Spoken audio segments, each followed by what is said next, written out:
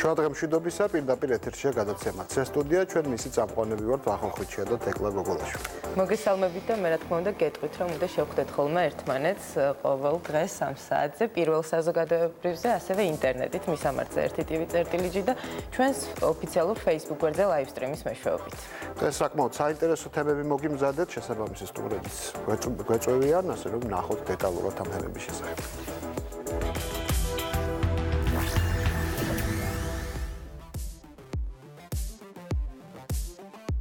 დღის მთავარი კულტურული სიახლეები. Live სესია აბიტურიენტებისათვის. სტუმრად სტუდიაში გამოცდების ეროვნული ცენტრის ზოგადი უნარების ჯგუფის სპეციალისტი ილიას სახელმწიფო უნივერსიტეტის ასოცირებული პროფესორი თამარ ცხადაძე. წითელი ნუსხა გიორგი კაკაბაძის სიუჟეტი. სტუმრად სტუდიაში ლაგოდეხის ნაკრძალის დირექტორი გიორგი სულამანიძე. შეხვედრები არლში ვახო ხვიჩიას სიუჟეტი. არლის 2017 წლის ფოტოფესტივალის შესახებ ისაუბრებს სიუჟეტის ავტორი.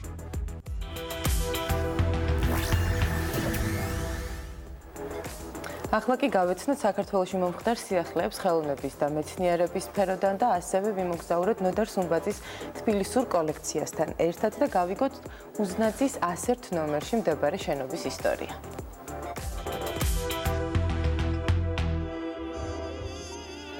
ანიტა რაჭველიშვილის საერთაშორისო დაჯილდოების ბახტრეკ ოპერა ევორდსის გამარჯვებულია. ქართველმა მეცო-სოპრანომ ჯილდო პარიზის ოპერაში დალილას როლის შესრულებისთვის საუკეთესო ქალი მომღერლის ნომინაციაში მოიპოვა. ინფორმაცია ბახტრეკ ოპერა ევორდსის ოფიციალურ ვებგვერდზე გამოქვეყნდა. 1 ივლისს დედაენის ბაღში სპორტული ღონისძიება ფარკფესტი გაიმართა. ღონისძიება მოიცავდა შეჯიბრს ექსტრემალური სპორტის საზაფხულო სახეობებში. შეჯიბრებებში მონაწილეობის მიღება ნებისმიერ მსურველს წინასწარი რეგისტრაციის გავლის შემდეგ შეეძლო. პარკფესტი საქართველოს ფრისტაილის ფედერაციის ორგანიზებით ჩატარდა. 30 ივნისსა და 1 ივლისს საქართველოს სახელმწიფო პანტომიმის თეატრში სპექტაკლის სახელწოდებით გისოსებს მიღმა პრემიერა გაიმართა. სპექტაკლის რეჟისორი ირაკლი ბიბილურია. გისოსებს მიღმა სამართალდამცავებისა და პატიმრების ურთიერთობას სარკასტულ იუმორისტული ხერხით გადმოსცემს. რეჟისორისათვის ეს მეორე ნამუშევარია. მისი პირველი სპექტაკლი წელიწადის 4 დრო მაყურებელმა 2015 წელს იხილა. 21 ივნისიდან 2 ივლისის ჩათვლით თბილისში საერთაშორისო საბალეტო ფესტივალი მიმდინარეობდა, რომლის ფარგლებშიც აუდიტორიის წინაშე წარსდგნენ ბალეტის ცნობილი ვარსკვლავები მსოფლიოს სხვადასხვა ქვეყნიდან. მათ შორის ქართველი პრიმა ბალერინა ნინო ანანიაშვილი. 8 საფესტივალო დღის განმავლობაში ზაქარია ფალიაშვილის სახელობის ოპერისა და ბალეტის სახელმწიფო თეატრის სცენაზე არაერთი პრემიერა და სპექტაკლი გაიმართა. ფესტივალი 2 ივლისს საბალეტო გალა კონცერტით დაიხურა. 1 და 2 ივლისს ტექნოპარკში საქართველოში სან-დიეგოს სახელმწიფო უნივერსიტეტის ორგანიზებით პირველი ბიოჰაკათონი გაიმართა. ბიოჰაკათონი ინოვაციური შეჯიბრია ბიოლოგიით, კომპიუტერული ინჟინერიითა და კომპიუტერული მეცნიერებებით დაინტერესებული მოსწავლეებისა და სტუდენტებისათვის. ღონისძიების მსვლელობისას მონაწილეებს პროგრამული საშუალებების შექმნა დაევალათ, რომელიც საქართველოში გარემოს დაცვის, მედიცინის ან სოფლის მეურნეობის მიმართულებების განვითარებისათვის არის გამიზნული. იდეის დასახვეწად და პროექტის შესაქმნელად მონაწილეებს 24 საათი ჰქონდათ. შედეგების მიხედვით ჟიურიმ 3 გამარჯვებული გუნდი გამოავლინა და პრიზები გადასცა. 2 ივლისს ეთნოგრაფიულ მუზეუმში საქართველოს ეროვნული მუზეუმის ორგანიზებით ნატურალური ღვინისა და კერძების ფესტივალი გაიმართა. ფესტივალზე ახალგაზრდა მეღვინეები, მევენახეები და მზარეულები მონაწილეობდნენ. ნატურალური ღვინისა და კერძების წლევანდელი ფესტივალი ახალგაზრდა მეღვინის ვახტანგ ფაღავას ხსოვნას მიეძღვნა.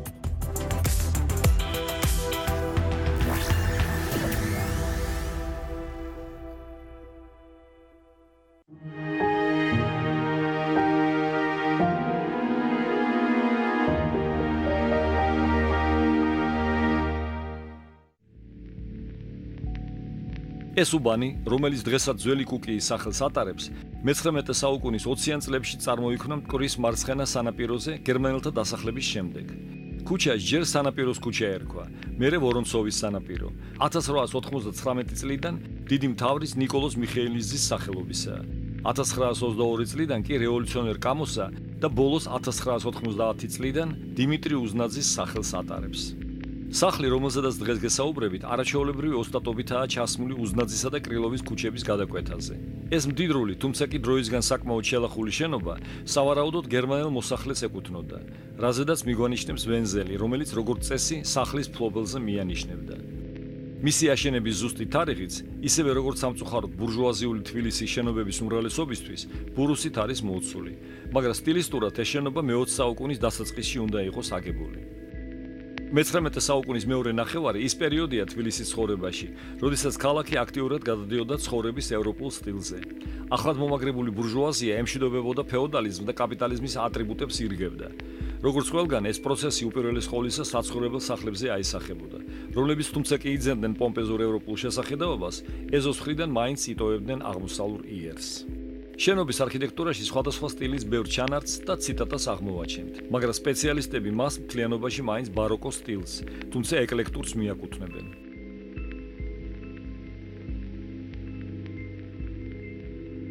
სადარბაზოებში ყურადღებას იპყრობს განათების კონსტრუქცია. პომპეზური ევროპული ფასადი კი ეზოს მხარეს ტიპიურ თბილისურ შუშაბანდიან აივნიან კონსტრუქციაში გადადის.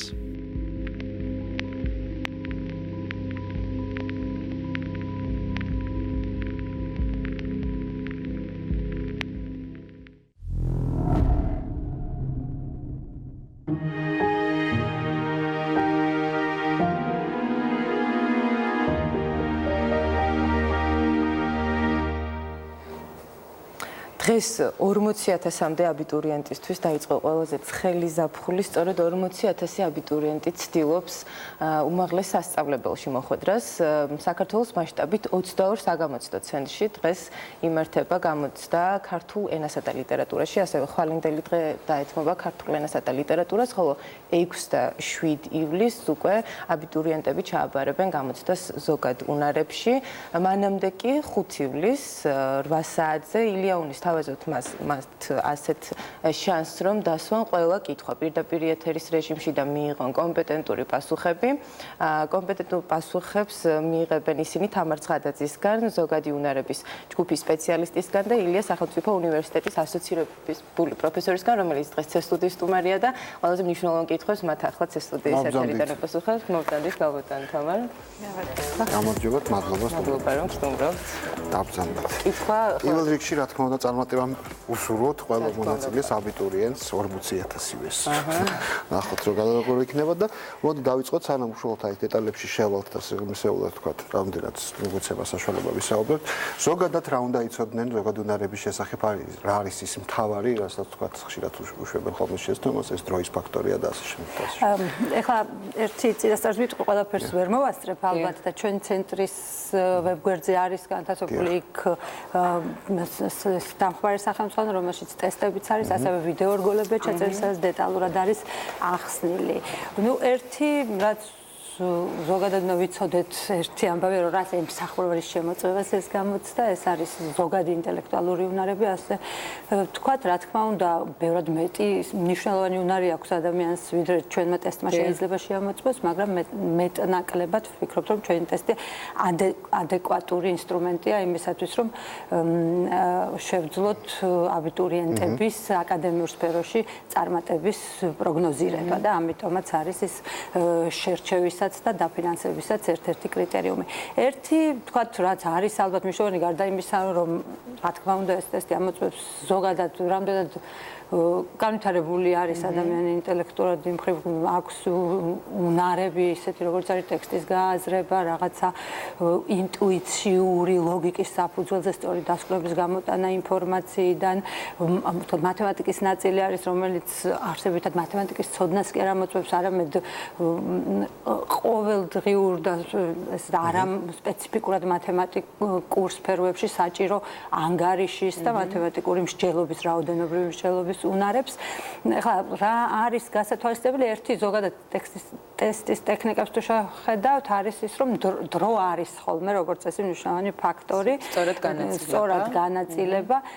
ეს ეხლა მე რამდენადაც ვიცი აბიტურიენტების უმრავლესობა ემზადება ზოგი რეპეტიტორთან, ზოგი დამოუკიდებლად ტესტებს აკეთებს, ჩემი აზრით საუკეთესო ხერხი იმისთვის, რომ აი დროის განაწილება ისწავლონ კარგად, არის რამდენიმე ჩვენი ტესტის შესრულება დროის დანიშვნით, ანუ რეალური 80 დავალებისგან შედგება, რაც უნდა უთხრათ აუცილებლად მაყურებელს ტრადიციულად ისე 80 დავალებისგან პირველი ეტაპისთვის, ანუ ვერბალური ნაწილისთვის არის ასევე 1 საათი და 35 წუთი და ასევე მეორე მათემატიკური ნაწილისთვის და დაახლოებით შეგვიძლია უთხრათ მაყურებელს ის, რომ თითოეულ დავალებას უნდა მოანდომონ 2 წუთს ნახევარი, ხო?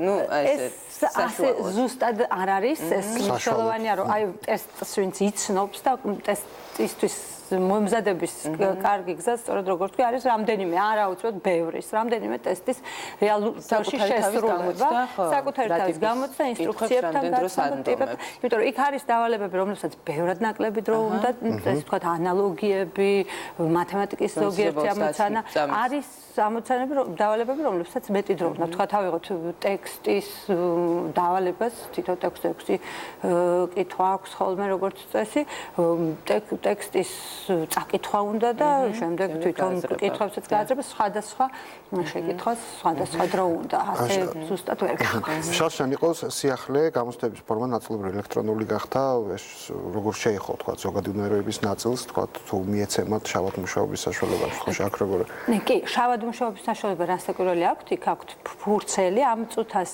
უნარების ტესტიც ნახევრად ელექტრონულია რაც იმას გულისხმობს რომ პასუხების ფურცელი ქაღალდზე ივსება და შავი ფურცლებიც აქვს რა თქმა უნდა შეუძლიათ იქ ანგარიშისთვის იქნება თქვა ზოგჯერ ლოგიკის დავალებებში რაღაც ნახაზების შესრულება საჭიროა ტექსტზე მუშაობისთვისაც რაღაც სამოწერა შეიძლება დასჭირდეთ ამ ყველაფრისთვის ქაღალდების გამოყენება შეუძლიათ ერთი მნიშვნელოვანი ამბავია რომ აი პასუხების ფურცლი აი დროზე რო თქვით დაუბრუნდები დაიტოვონ დრო პასუხების ფურცლის შესავსება და ის ვერბალური ნაწილის საათ 35 წუთში და მათემატიკაში იმდენივეში გათვალისწინებული ასევე დრო პასუხების ფურცლის შესავსება და მნიშვნელოვანია მოიტოვონ ამისთვის.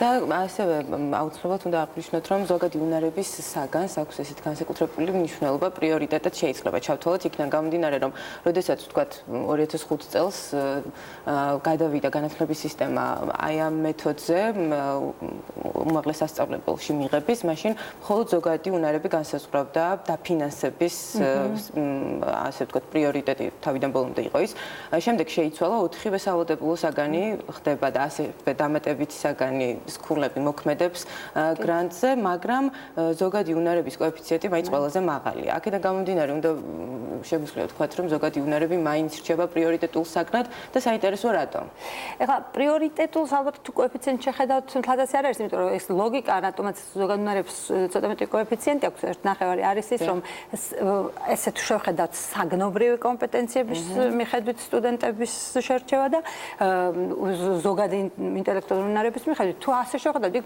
საგნობრივი მთელი სამი საგანია რომელიც გათვალისწინებულია იმისათვის რომ ზოგად უნარებსაც რაღაც წილი მნიშვნელოვანი ქონდათ 1/9 ამიტომ მეინჭათ სამი საგნობრივის ფონზე 1/9 ფაქტობრივად 1/9 იმის ხა აქვე უნდა თქვა რატომ საერთოდ ამაზეც არის ხოლმე დებატები თავიდან როგორც აღნიშნეთ მხოლოდ ზოგადი უნარების საფუძველზე ხდებოდა ერთი რაც არის გარდა იმისა რომ ეს მაინც უფრო გამჭოლ უნარს ამოწმებს ვიდრე კონკრეტული სპეციფიკური საგნები და ჩვენ ვიცით რომ ახლა საუნივერსიტეტო განათლება ისე არის მოწყობილი რომ სტუდენტ შეუძლია სპეციალობა შეიცვალოს გადავიდეს ამდენად ეს ზოგადი კომპეტენციების შემოწმება მნიშვნელოვანია მეორე რაც თქვი არის რომ ის საკმაოდ კარგი პროგნოზის ინსტრუმენტია ჩვენი ტესტი და მესამე არის ის რომ თავიდან როდესაც მე მაშინ არ ვიყავი ჯერ კიდევ გამოცდების ცენტრის თანამშრომელი როდესაც ეს სისტემა შემოდიოდა იყო ასეთი მოსაზრებად რომ მაინც ზოგადი უნარები ისეთი გამოცა თუ ტესტია რომელიც არ არის საგანზე მიბმული და ამიტომ ნაკლებად მოითხოვს ნაკლებად იქნება მასზე შედეგები მიბმული იმასთან იმაზე თუ რამდენად შეუძლია თქვა აბიტურიენტის ოჯახს რეპეტიტორი აუყვანოს მეტნაკლებად ეს სიმართლეა მიუხედავად რომ დღეს ახლა ძალიან გავრცელებული პრაქტიკა ზოგად უნარებშიც რეპეტიტორის აყვანა მაინც შემიძლია ვთქვა რომ ეს მაინც უფრო დამოუკიდებელია იმას, რომ სტუდენტს თავისითად თავისუფლად შეუძლია მოემზადოს ტესტისთვის თუ რამდენიმე და ჩვენს აი მე ვიდეო რგოლებს მოусმენს, კრებულს წაიკითხავს, ვფიქრობ, რომ თავი არის რომ გაიცნოს ტესტს და მის სტრუქტურას და სწორედ აი სტრუქტურაზე მინდა რომ ვისაუბროთ ის რა თქმა უნდა იცვლება თქვათ აი ამ წლების განმავლობაში იქიდან გამომდინარე რომ ახსენეთ რეპეტიტორები არსებობს რაღაცა ჯგუფები და თითქმის მთელ ყველა აბიტურიენტი წინასწარ ემზადება აი ამ გამოცდისთვის მაინც რაღაცა სპეციფიური მიდგომები ჩამოყალიბდა მიუხედავად იმისა რომ არ არის ეს საგანი რომელიც შეიძლება ისწავლო რაღაცა ფორმულები თითქოს არსებობს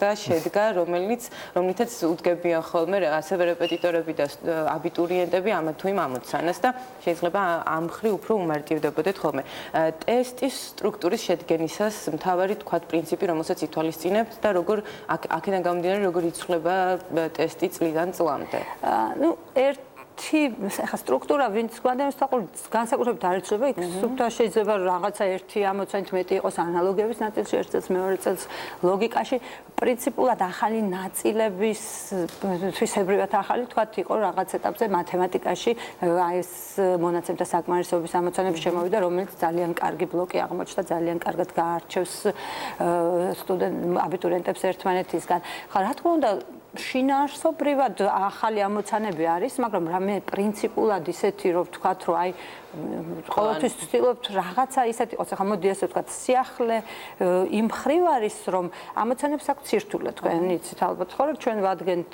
ეს იმის გათვალისწინებით, რომ ის მაქსიმალურად კარგად ალაგებდეს პოპულაციას აბიტურიენტებისაც უფრო სუსტისგან, უფრო ძლიერისგან და ამის იარაღი არის ის, რომ ვითვალისწინებთ სირთულეებს ამოცანების ტესტში უნდა იყოს ყველა სირთულეს ამოცანა.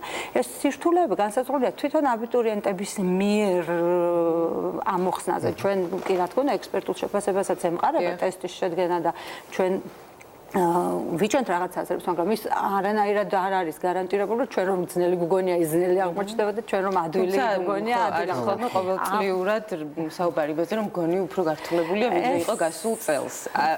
ამის თქმის ამის შეფასება შეიძლება ხო, მერე იმ ქულებით, რომლებიც საბოლოოდ ფიქსირდება ხოლმე გამოცდების შემდეგ და ის საშუალო ქულა, რომელიც არის ხოლმე აქეთ დავაზუსტებ, საშუალო ქულა არ აჩვენებს, რომ რაიმენაირად თუ გართულდა, მაგრამ საშუალო ქულითაც პრინციპში მსჯელობა იმაზე, რომ გართულდა თუ არა, ძნელია რატომ გეტყვით. ჩვენ ტესტი არ არის არის სასელექციო ტესტი, რომლის ფუნქცია არის დაალაგოს პოპულაცია და არა რაიმე დაფიქსირებულ სტანდარტთან მიმართებაში გაზომოს მათი ეს უნარები. ანუ ეს ტესტი მხოლოდ ამ 40,000 თუ რამდენიც არის იმ ადამიანში გვეუბნება ვინ მეტი ვინ ნაკლები.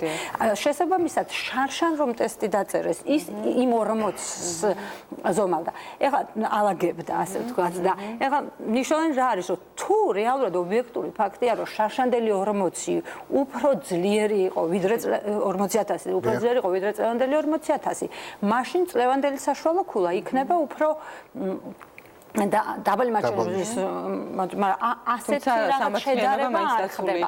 თავარია რომ სამართლიანობა არის დაცული ის ვინც ერთმანეთთან არის კონკურსში ჩაბმული ერთსა და იმავე ტესტს წერს.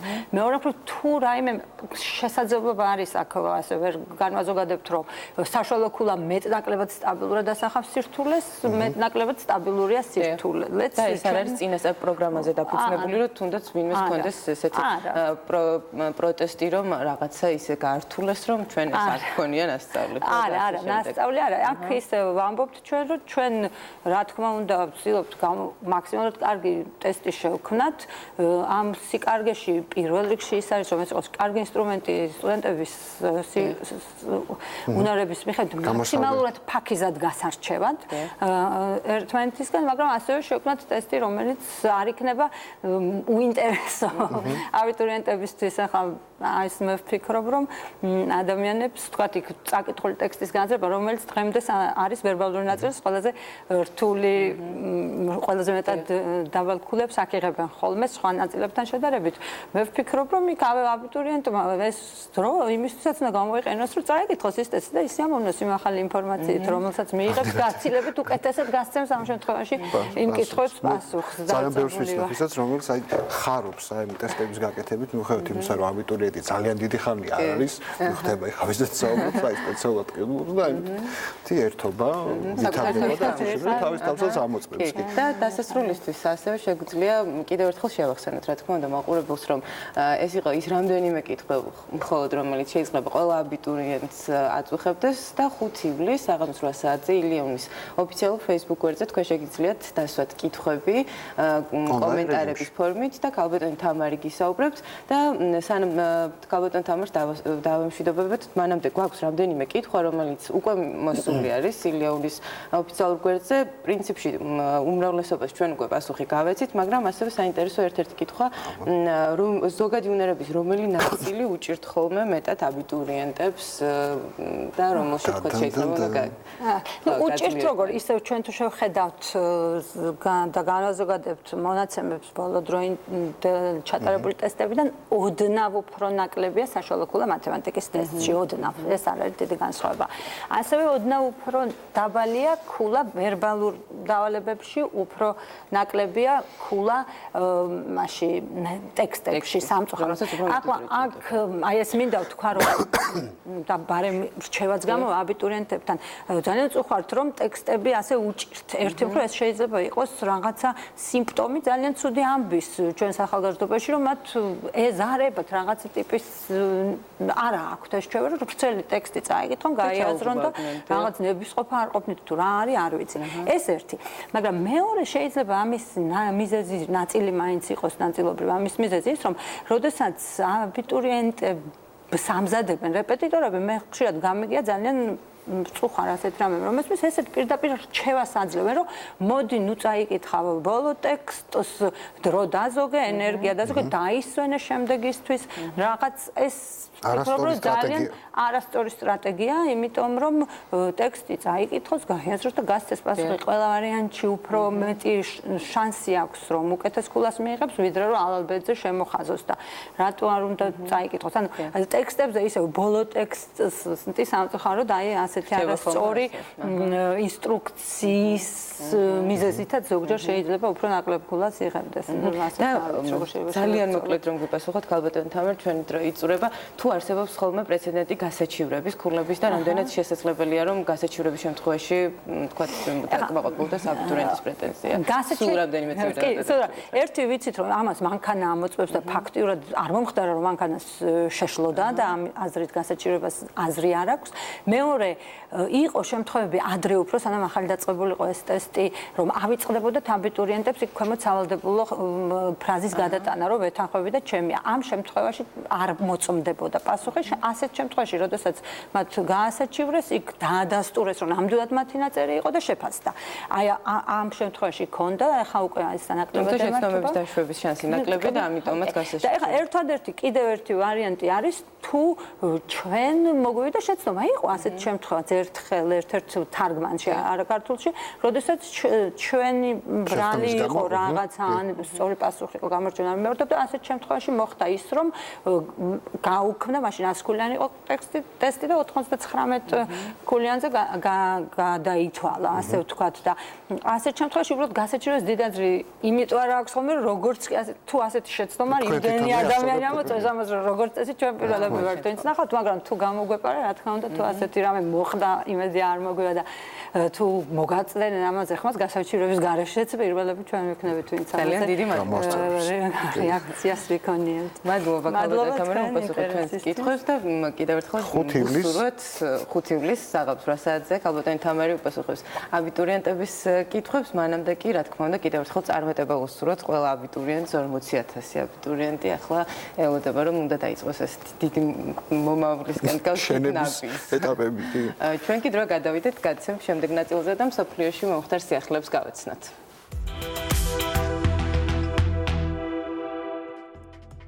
ოსკაროსანი მსახიობი ოლივია დე ჰევილენდი სერიალ შუღლის შემქმნელებს სასამართლოში უჩივის. სერიალი 2017 წლის პროექტია, რომელიც მაყურებელს ჰოლივუდის ოქროს ხანის შესახებ უყვება. სიუჟეტი ლეგენდარული მსახიობების კარიერული დაპირისპირებისა და მეტოქეობის ირგვლივ ვითარდება.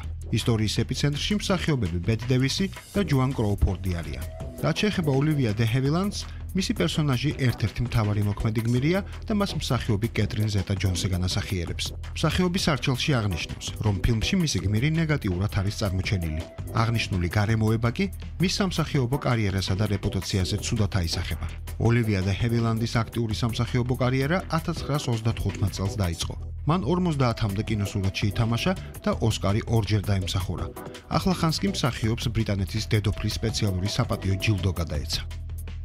Microsoft-ის დამფუძნებელმა ბიზნეს მაგნატმა ბილ გეიტსმა გამოცემა Reuters ვრცელი ინტერვიუ მისცა, სადაც მან დედამიწაზე მიმდინარე ეკოლოგიურ პროცესებზე და ინოვაციური ხერხებით სამყაროს შეცვლის შესაძლებლობებზე ისაუბრა. ბილ გეიტსმა თავის ახალ იდეაზე გაამახვილა ყურადღება, რომელიც ხელოვნური ფოტოსინთეზის საშუალებით წყალბადის მიღებას და ამ გზით ეკოლოგიური საწვავის წარმოებას გულისხმობს. გეიტსის აზრით, მიუხედავად რიგი გამოწვევებისა, თანამედროვე ტექნოლოგიები და მეცნიერების გამოცდილება თეორიის რეალობად ქცევას შესაძლებელს ხდის. საკვების წარმოების ინოვაციური სტარტაპის Hampton Creek-ის წარმომადგენლების განცხადებით, კომპანია საუკუნის პროექტზე მუშაობს, რომელიც ლაბორატორიაში ხელოვნური ხორცის შექმნას გულისხმობს. სტარტაპი ბაზარზე 2011 წელს გამოჩნდა და ამ ხნის განმავლობაში მომხმარებელს ცხოველური საკვების არაერთი ალტერნატიული პროდუქტი შესთავაზა. როგორც Hampton Creek-ის აღმასრულებელმა დირექტორმა ჯოშუა ტეტრიკმა განაცხადა, მიმდინარე პროექტი 1 წელიწადში დასრულდება და მსოფლიოში პირველი ხელოვნური ხორცი ხელმისაწვდომი 2018 წლიდან იქნება. კანადის მუზეუმმა 3D ტექნოლოგიის გამოყენებით ვიზუალურად აღადგინა 4000 წლის წინანდელი ადამიანის თავის ქალები. რეკონსტრუქცია მუზეუმში დაცულ ექსპონატებს ჩაუტარდა, რომელიც არქეოლოგებმა 2010 წელს აღმოაჩინეს. როგორც მკვლევარებმა მოგვიანებით დაადგინეს, ფრაგმენტები ერთად დამარხულ დიდგვაროვანი ოჯახის წევრებს ეკუთვნოდა. აღსანიშნავია, რომ ბოლო პერიოდში მუზეუმები დაცული ნიმუშების კომპიუტერული რეკონსტრუქციის გზებს სულ უფრო ხშირად მიმართავენ.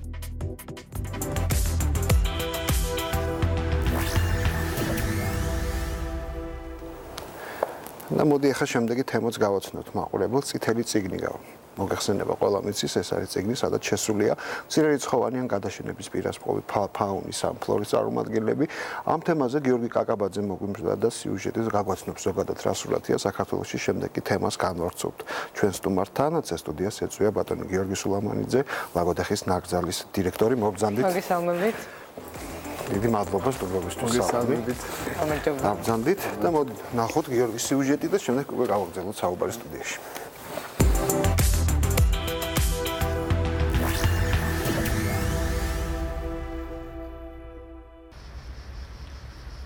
ნიამორი ქართული ფაუნის ერთ-ერთი ყველაზე იშვიათი წარმომადგენელია. ბუნებაში ამ ჩლიქოსნის მხოლოდ 300-მდე ეგზემპლარი შემორჩა. ნიამორის გავრცელების ადგილი საქართველოში თუშეთია. მცირე რაოდენობით ის ხევსურეთშიც გვხვდება.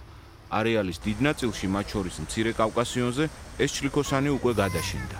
ძალიან მნიშვნელოვანია ნიამორების ტყვეობაში გამრავლება, რეალურად ჩვენ ველური პოპულაცია ისეთი, რომ შეიძლებაოდეს მათგან განსახლება არ აგვყავს. ჩვენი ერთ-ერთი პროგრამა, რამოდენიმე პროგრამა გვაქვს კონსერვატი, გახლავთ სწორედ ნიამორების გამრავლება და შემდეგ უკვე შერჩევა ადგილი, სადაც შეიძლება მათი დაბრუნება. ეხლა მიმართულებით მუშაობთ, ჯერჯერობით ასე ვქნით გენოფონდს, ვქნით იმ რაოდენობას, რომლიდანაც მე შესაძლებელი იქნება დაბრუნება.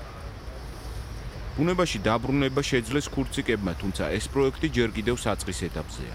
ქურციკი ანუ ჯეირანი ჯერ კიდევ მე-20 საუკუნის დასაწყისში კახეთის და ქვემო ქართლის ველებში ფართოდ იყო გავრცელებული. თუმცა უკონტროლო ნადირობის გამო ეს ანტილოპა საქართველოში მთლიანად გაქრა. ქურციკების რეინტროდუქცია რამდენიმე წლის წინ დაიწყო, როდესაც აზერბაიჯანიდან ვაშლოვანის ნაკრძალში 10 ცხოველი შემოიყვანეს.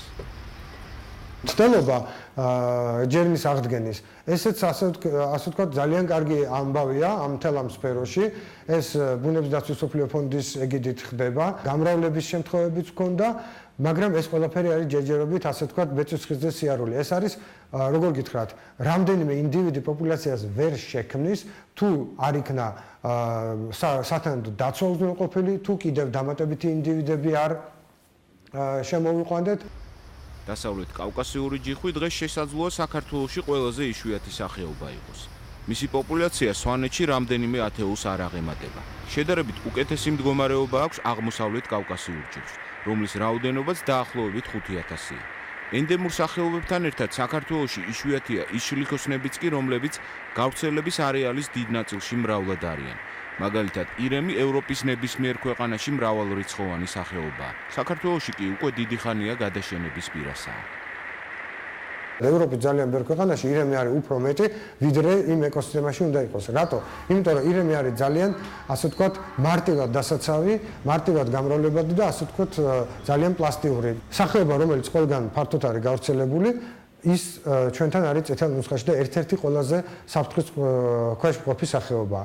ამას ახლა ვერ დავაბრალებ მხოლოდ სპორტსაბჭოთა სიტუაციას, ეს არის დიდი ხნის პრობლემა, თავისთავად ცხადია, იმიტომ რომ იგივე საბჭოთა პერიოდშიც კი ძირითადად მხოლოდ დაცულ ტერიტორიებზე ნაკრძალებში იყო შემორჩენილი. რატო? იმიტომ რომ ყველგან სხვაგან გავწყვიტეთ, გავანადგურეთ.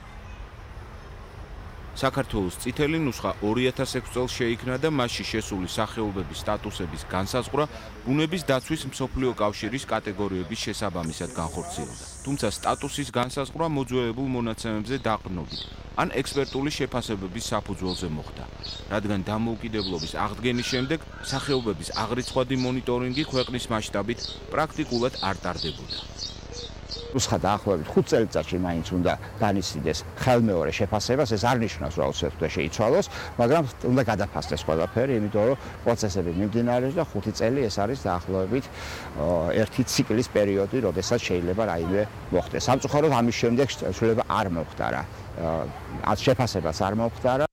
კავკასიის რეგიონი მაგალითია იმის, თუ როგორ შეიძლება ადამიანის ზეგავლენით ესა თუ ის სახეობა მოკლე პერიოდში გადაშენდეს. ჯერ კიდევ მე-20 საუკუნის დასაწყისში დასავლეთ კავკასიონზე გავრცელებული იყო რეგიონის ყველაზე დიდი ცხოველი დომბა, რომელიც გასული საუკუნის 20-იან წლებში გადაშენდა. ასევე მე-20 საუკუნეში გადაშენდა თურანული ვეფხვი, რომლის ერთი ეგზემპლარიც თბილისთან ახლოს 1922 წელს მოკლეს.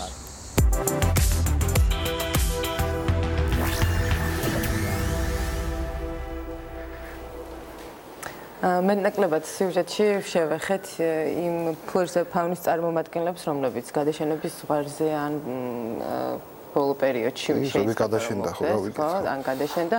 თუმცა ბატონ გიორგი, მაინც საინტერესოა მსოფლიოში შეფასება გავაკეთოთ უფრო ვრცლად ის რაოდენობები იმ ფლორისა და ფაუნის წარმომადგენლების, რომლებიც შეიძლება ხვალზე უკვე აღარ დაგხვდეს თქვა ბუნებაში.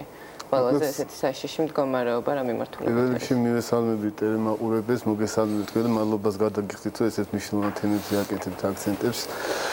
ფაქტიურად ის ტალღა, რაც ადამიანმა თავისი განვითარებით შეუწუხეს, დაახლოებით მე-16 საუკუნიდან იწყება და აქედან დაიწყო ძალიან მესამე გადაშენების ტალღა, რომელიც გამყინვარების და მიწისძვრების მერე იყო, ეს იყო ადამიანის მიერ სახეობების გადაშენების და საოცარი სისწრაფე აქ წელიწადში დაახლოებით 27,000 სახეობა კარგავთ ყოველწლიურად და ამაში ადამიანს ძალიან დიდი წვლილი მიუძღვის. ეს არის პირდაპირ მათი მოპოვება, მათი არეალის დაკავება, დანაწევრება და მრავალი ის ფაქტორი, რომელიც ადამიანის მიერ მოხდა.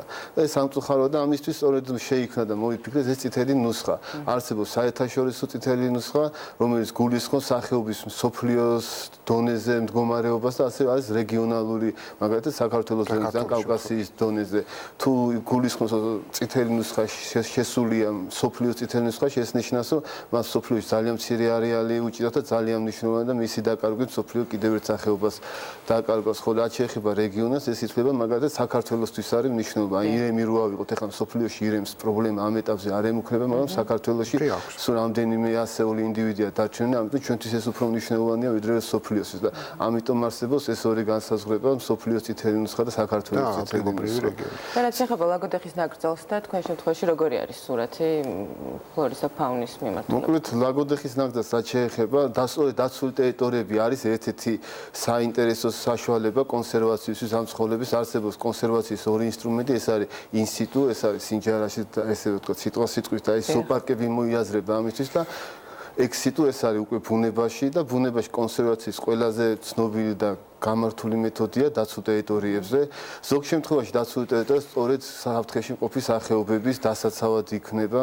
მაგალითად, იგივე ლაგოდეხი შექმნილია სწორედ კავკასიური კეთილშობილი ირემის და ჯიხვის დასაცავად და ამართლებს, იმიტომ რომ გარდა იმისა, რომ სინამდვილეში ჩვენ ჯიხს და ირემს ვიცავთ, ამ მათი ქოლგის ქვეშ ძალიან ბევრი სახეობა ხდება დაცული, როგორც არის მაგალითად იგივე დათვი, შველი, არჩვი და უამრავი სხვა სახეობა და ამიტომ დაცულ ტერიტორიებს საქართველოში წამყვანი როლი უჭირავს სახეობების შენარჩუნება და ფაქტია წითელ ნუსხაში შესული სახეობები მხოლოდ დაცულ ტერიტორიებზე განიცდიან ამ ბოლო პერიოდში გამრავლებას. მატებას. მე 90-იანი წლები იყო ძალიან ცუდი პერიოდი, როდესაც ძალიან კატასტროფულად 80% შემცირდა სახეობათა პოპულაციები და დაახლოებით 2007 წლიდან დაიწყო სტაბილიზაცია, როდესაც დაიწყო პირველი რეფორმა დაცული ტერიტორიების და აქედან უკვე დღესდღეობით უკვე შეიმჩნევა სახეობების მატება. მაგალითად, ბოლოს რაღაც ერთი თვის უკან დავასრულეთ ლაგოდიხის ჯგუფის მონიტორინგი და აღრიცხვა, რადგან ბატონის ზურა ლაპარაკობდა 5 წელიწადში ერთხელ და საკმაოდ კარგი წინასწარი შედეგები გვაქვს გასულ წელთან შედარებით. ჯგუფი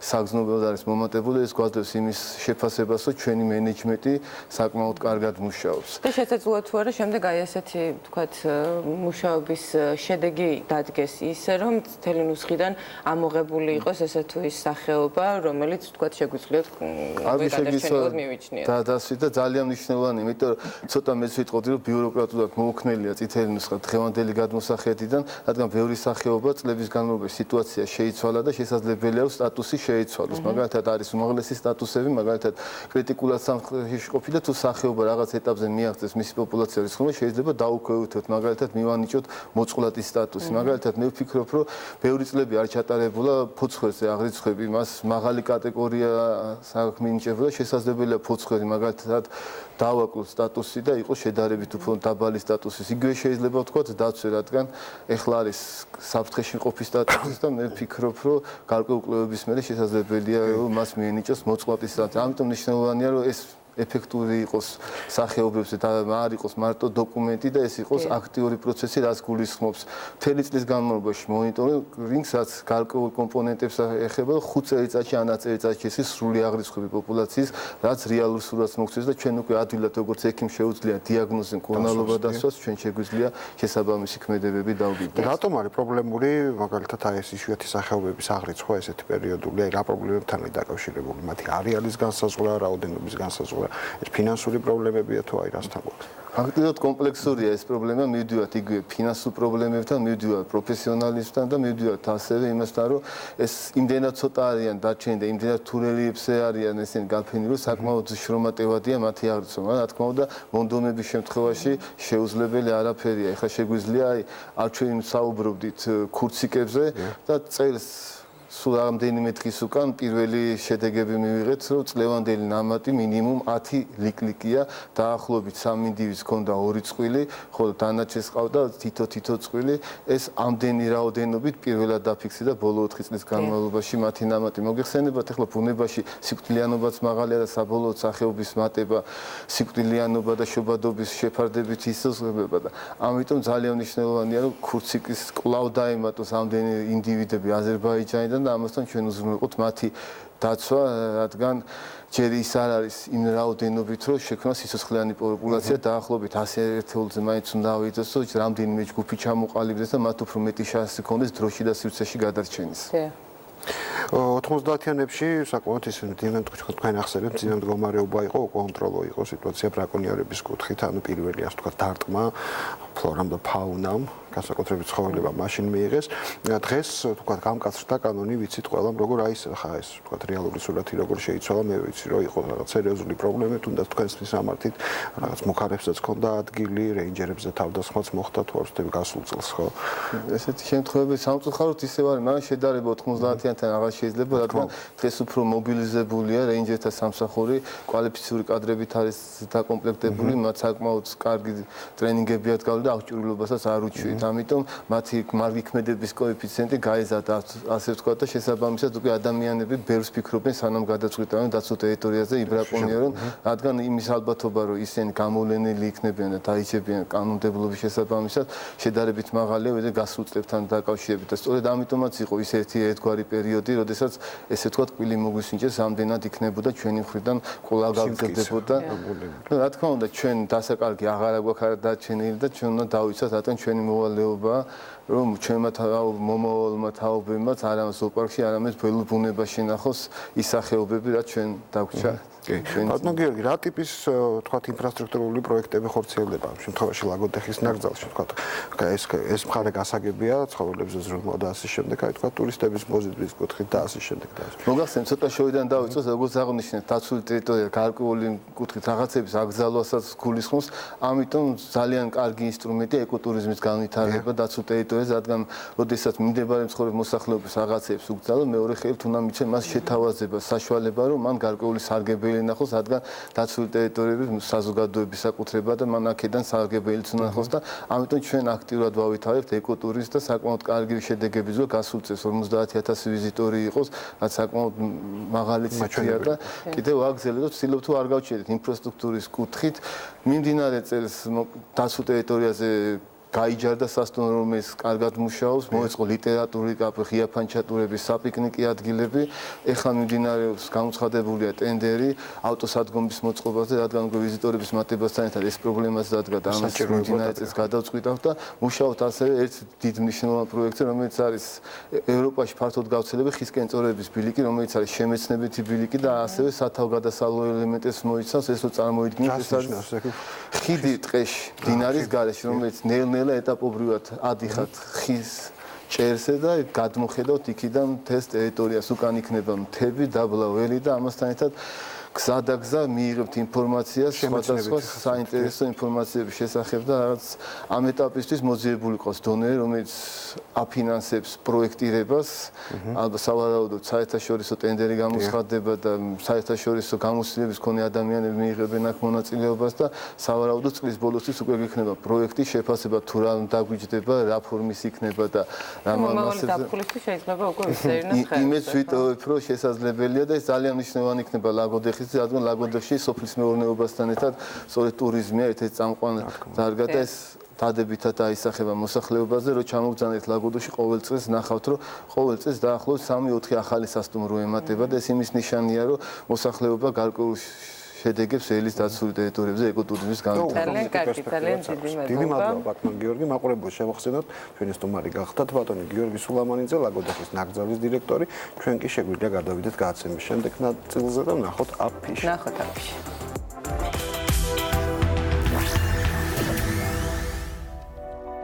4 ივლისს 7 საათზე არტ-არეა გალერეაში გიორგი ჩხეიძის სოლო გამოფენა სახელწოდებით, ისე როგორც არის გაიხსნება. ექსპოზიციაზე ფერწერული, გრაფიკული ნამუშევრები და ინსტალაცია იქნება წარმოდგენილი. გამოფენა 14 ივლისს დაიხურება. 4 ივლისს 7 საათზე რუსთაველის თეატრში ბალეტი გურჯი ხათუნი იქნება წარმოდგენილი.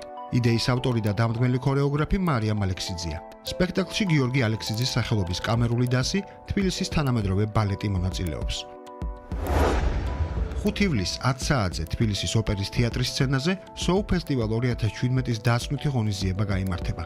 მსმენელის წინაშე ვირტუალური ანიმეს პერსონაჟი წარსდგება, რომელიც სინთეზატორული აპლიკაციის საშუალებით ვოკალოიდურ ოპერას შეასრულებს. 7, 8 და 9 ივლისს ბათუმის ცენტრში ეკო არტ ფესტივალი არგანი ჩატარდება. ფესტივალი საქართველოში წელს პირველად გაიმართება.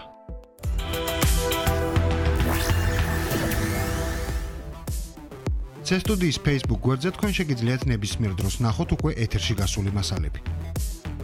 დღის მთავარი კულტურული სიახლეები. Live სესია აბიტურიენტებისათვის. სტუმრად სტუდიაში გამოცდების ეროვნული ცენტრის ზოგადი უნარების ჯგუფის სპეციალისტი, ილიას სახელმწიფო უნივერსიტეტის ასოცირებული პროფესორი თამარ ცხადაძე. წითელი ნუსხა, გიორგი კაკაბაძის სიუჟეტი. სტუმრად სტუდიაში ლაგოდეხის ნაკრძალის დირექტორი გიორგი სულამანიძე. შეხვედრები არლში. ვახო ხუჩიას სიუჟეტი. არლის 2017 წლის ფოტოფესტივალის შესახებ ისაუბრებს სიუჟეტის ავტორი.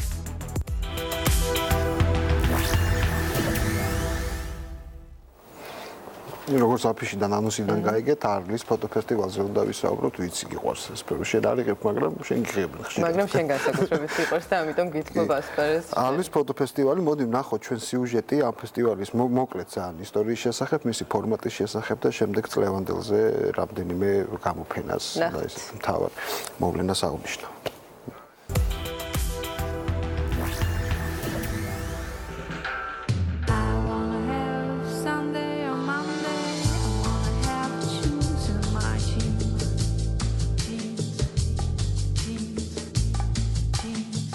ფოტოფესტივალი სახელწოდებით შეხვედრები არლში ევროპის ერთ-ერთ უძველეს საერთაშორისო ფოტოფორუმად ითვლება.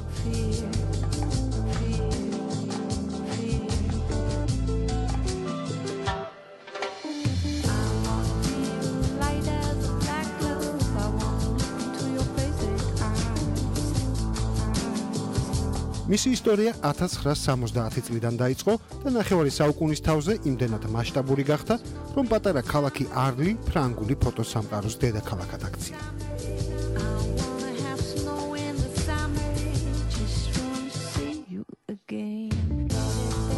ფესტივალის დაარსების იდეა კი ჯერ კიდევ გასული საუკუნის 60-იან წლებში გაჩნდა. იმ პერიოდში, როცა ფრანგი ფოტოგრაფი ლუსიენ კლერგი ისტორიკოს ჟან მორის რუკეტთან და მწერალ მიშელ ტურნიესთან ერთად ბევრს მუშაობდა, რათა ფოტოგრაფიას ხელოვნების და არა ხელობის სტატუსი ჰქონოდა.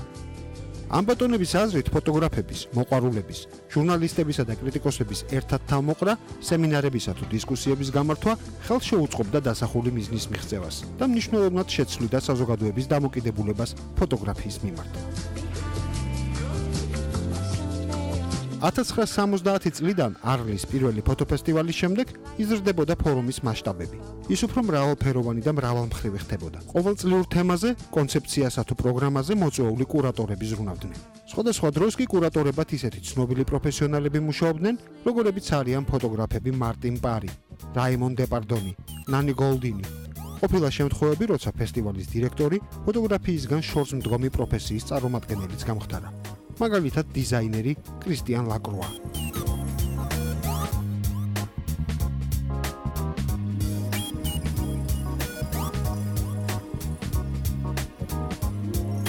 საინტერესოა ისიც, რომ ფოტოფესტივალი მნიშვნელოვნად ცვლის პატარა და წყნარი ქალაქის ცხოვრების წესსა და მის იერსახეს.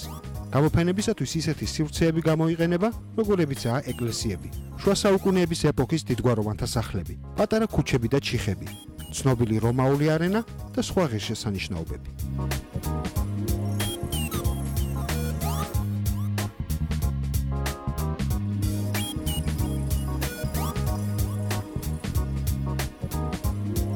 სემინარების, კონცეფციების, დებატების, ცნობილ ფოტოგრაფებთან შეხვედრებისა და საკონკურსო ნაწილის გარდა, არლის ფოტოფესტივალის ერთ-ერთი მთავარი ელემენტია ეგრეთ წოდებული პორტფოლიო რევიუ. ამ ნაწილში დამწყებ ფოტოგრაფებს შეუძლიათ მოწვეულ სპეციალისტებს წარუდგინონ თავიანთი ნამუშევრები, მოისმინონ რჩევები და რეცენზიები.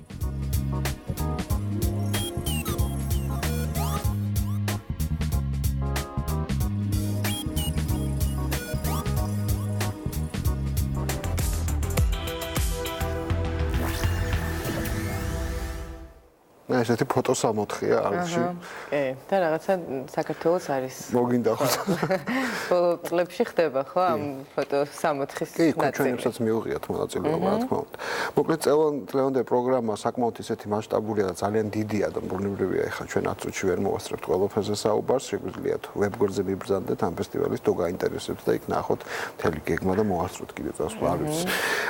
მაგრამ რამდენიმე მნიშვნელოვანი, გაიმართება ბუნებრივია გამოფენები, შეხვედრები, დისკუსიები, პრესკონფერენციები, ვთქვათ, იქ წიგნების წარდგენები, პრეზენტაციები და ასე შემდეგ. მაგრამ მოდი რამდენიმე ყველაფერი წარდგენილი და მოდი ვნახოთ, ვთქვათ, რამდენიმე გამოფენაზე ვისაუბრებ, შეგვიძლია ჩავთოთ პირველი ვიზუალური მასალა. მაგალითად, დამთვალიერებლები ნახავენ ლათინური ამერიკის ფოტოგრაფიას, საკმაოდ ისეთი დიდი მოცულობით არის წარმოდგენილი წელს ლათინური ამერიკა, იმ პროცესებს მოკლედ, რომელიც აქ მიმდინარეობდა 1960 წლიდან დღემდე და რამდენიმე ავტორს გამოვყოფთი, რომლებიც ამ სერიაში არიან წარმოდგენილი, მაგალითად ჩილელი პაზ ერაზურისი, რომლის ფოტოებსაც ახლა ჩვენ ვხედავთ, მექსიკელი არმანდო კრისტეტო, კარლოს სომონტე, კოლუმბიელი ვიკი ოსპინა, ეკვადორელი პაკო სალაზარი და კიდევ ბევრი სხვა ჩამოთვლილს და შეგვიძლია ვთქვათ ერაზურისის ფოტოებს ცოტა ხანი მივატევნოთ თვალით. საკმაოდ ისეთი საინტერესო ხელწერის ფოტოგრაფი გახლდათ.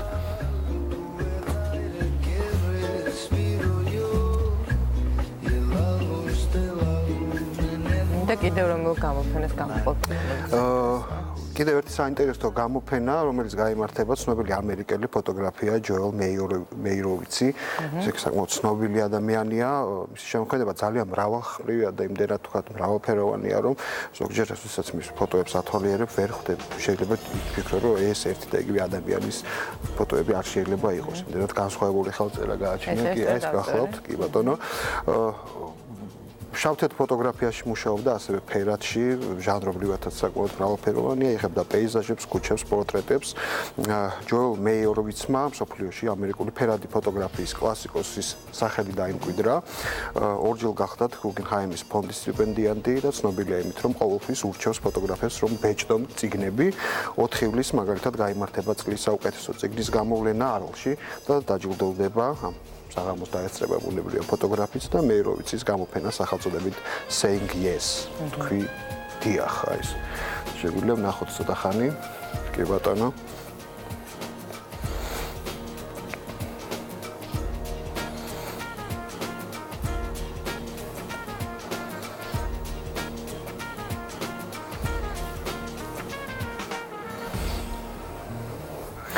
სულშორის ეს იყო ერთადერთი ფოტოგრაფი, რომელიც ნიუ-იორკის ცნობილი ტერაქტის შემდეგ სამუშაოებზე დაუშვეს, იმ სამუშაოების აღსაბეჭდად, რომელიც უკვე ტერაქტის შემდეგ მიდიოდა აღდგენის და თქვათ ის სურათი გადმოცა ამ ადამიანმა რაც საინტერესო რა ნიშნით შეარჩიეს სწორედ ეს ფოტოგრაფი, ნუ რაღაც საჭირო კონტაქტებიც ჰქონდა, ხო, ამ პროფესიონალიზმის გარდა. კონტაქტები ხო?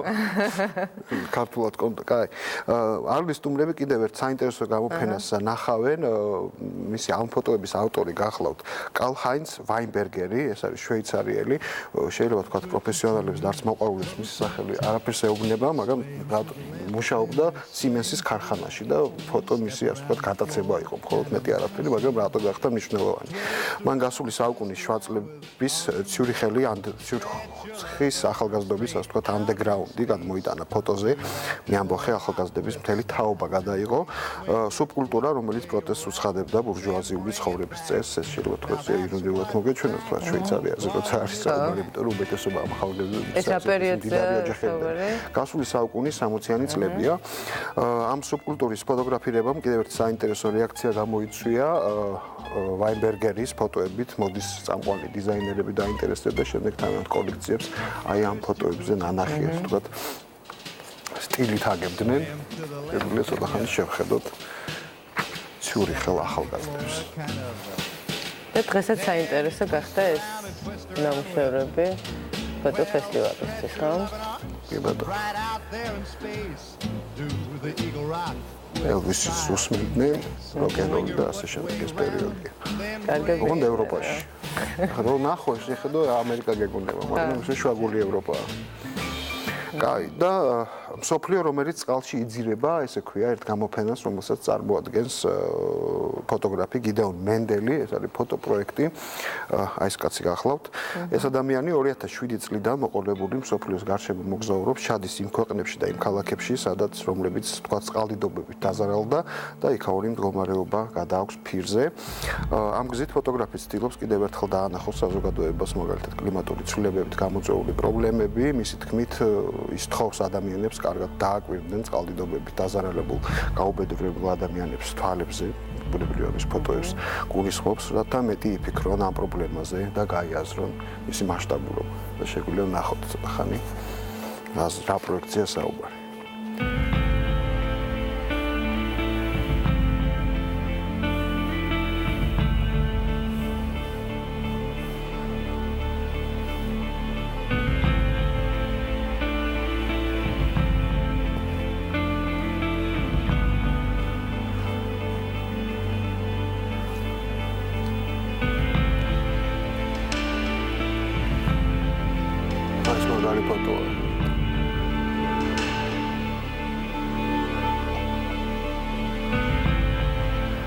გითხარი რომ ყველაფერს ვერ მოვასწრებ ბუნებრივია და მაგრამ ერთი მომხდა პროგრამას ესე გადავავლე თვალით მომხდა თვალში სახელის გამო.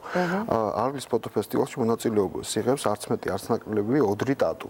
გახსოვს ხო ეს მსახიობი 15 წლის წინანდელი ფილმი ამელი ერქვა ხო სადაც ფოტოგრაფიის თემაც იყო იმ ფილმში მაგრამ აღმოჩნდა რომ მოყვარული ფოტოგრაფია ოღონდ იღებს self-ებს მაგრამ არა იმ ფორმით ჩვენ რო გწოდდეს ვიცით ესე ჩვენ გამომზეკლს არის საკმაოდ საინტერესო ხელწერა აქვს და ვნახოთ აბა სატრიალებს ოდრი ტატუ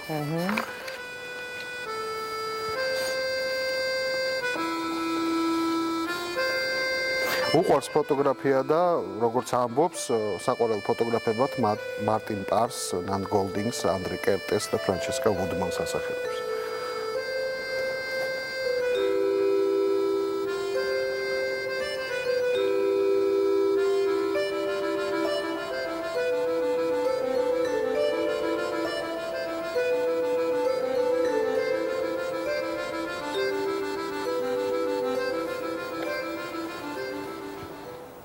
ეს იყო რაც მიყვარდა ეს გოგო და ორმაგად უფრო შემიყვარდა კიდე უფრო საინტერესო ყოფილა. მადლობა ახლა ასეთი საინტერესო ინფორმაციისთვის. კიდევ ერთხელ შეგვიძლია უთხრათ მაყურებელს რა პერიოდში ეთმობა არლი ამ ფოტოფესტივალს. 2 ივლისს დაიწყო და ერთი კვირა გრძელდება ცენტრალური ნაწილი, მაგრამ მთელი თვე და ეს ის ადგილია, სადაც მთელი წელი ხდება რაღაცა და მთელი წელი მიდის პროცესები. მოკლედ. ესაზღვრებია და შეგვიძლია მივიღოთ მონაწილეობა კიდე და წავიდეთ სტუმრების სტატუსით. ჩვენ კი დავასრულოთ დღევანდელი გადაცემა. მაყურებელს დაუტოვეთ ცოცხალი სესია და რა თქმა უნდა დავიმშვიდობოთ კეთილი სურვილებით. მადლობა ყურადღებისთვის. ყველაფერს.